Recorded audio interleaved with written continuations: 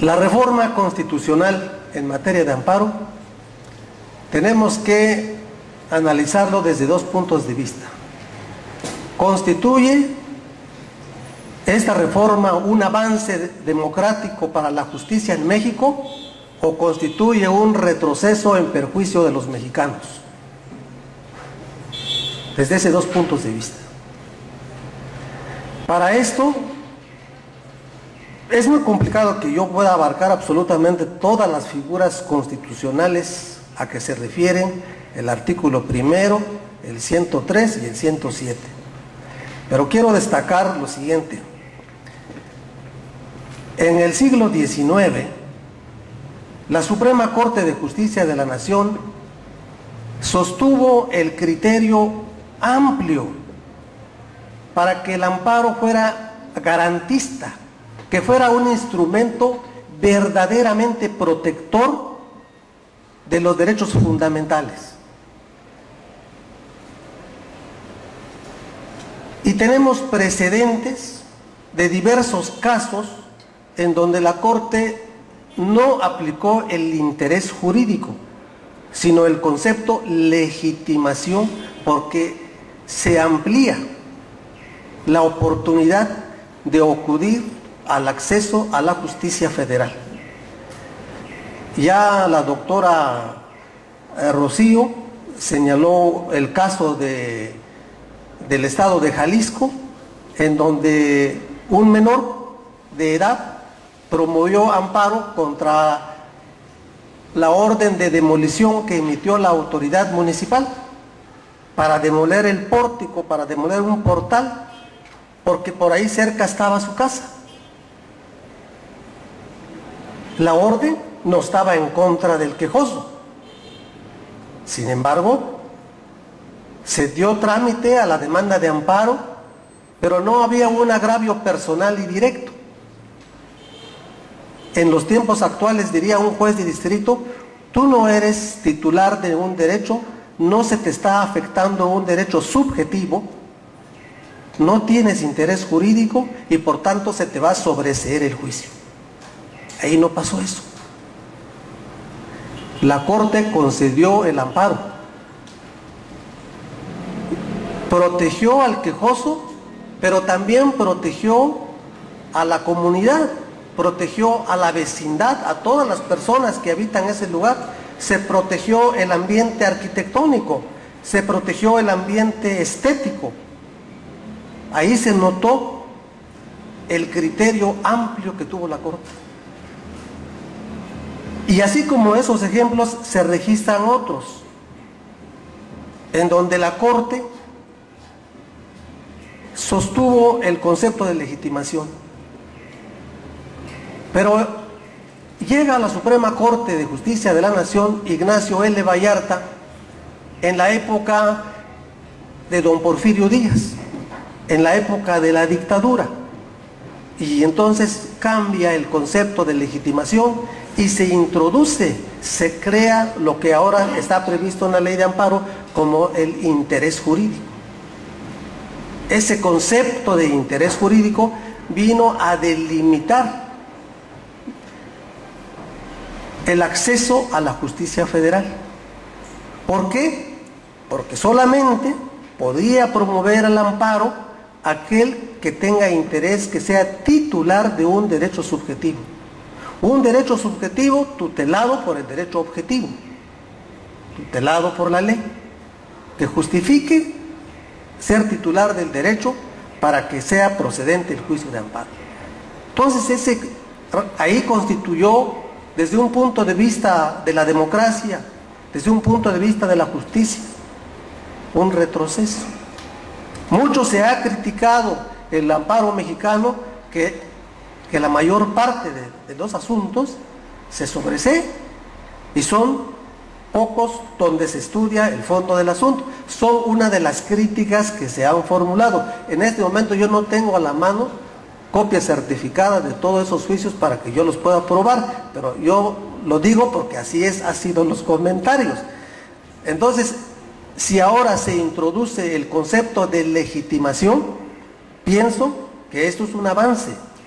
Esto beneficia Esto propicia una mejor justicia para los mexicanos, para todos los que tengan necesidad de promover amparo, ya no es necesario ese requisito de interés legítimo.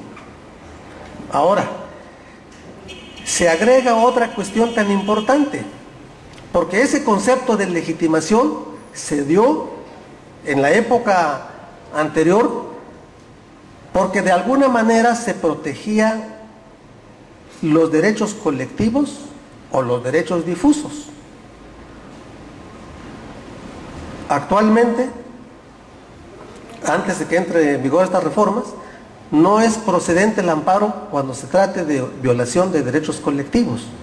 Ahora sí, se introduce esta figura de derechos colectivos para la procedencia de la acción constitucional, para la protección de los derechos difusos, que no tenía protección constitucional. Y esto constituía una deficiencia, porque de nada sirve que existan derechos previstos o tutelados por el derecho objetivo si no existe un mecanismo procesal para hacerlos defender por la vía del amparo. Los derechos humanos. En las constituciones de 1824, la centraliza del 36, la liberal del 57, la vigente desde 1917, cuando empezó a operar el juicio de amparo con el acta de reformas de 1847, pues nunca ha procedido el amparo para la tutela de los derechos humanos, sino siempre por garantías individuales. Ese es un término equivocado en la Constitución, porque las garantías individuales, las garantías son los medios, el medio para poder alcanzar la tutela. Entonces, por este tecnicismo jurídico, pues ha sido improcedente el juicio de amparo para por violación de los derechos humanos. Así como tal parece que las garantías individuales no son derechos humanos, ¿no? Y los derechos humanos únicamente los vamos a encontrar en los tratados internacionales, ¿no?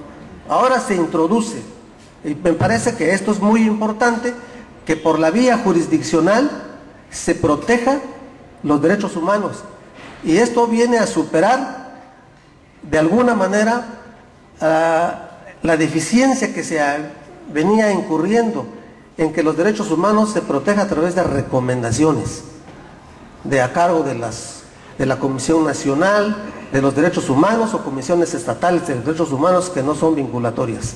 Creo que en este sentido el avance es importante, porque esto va a beneficiar a todos para la tutela eficaz, coactiva de los derechos humanos. Otro aspecto importante que noto en esa reforma constitucional es lo relativo al amparo adhesivo.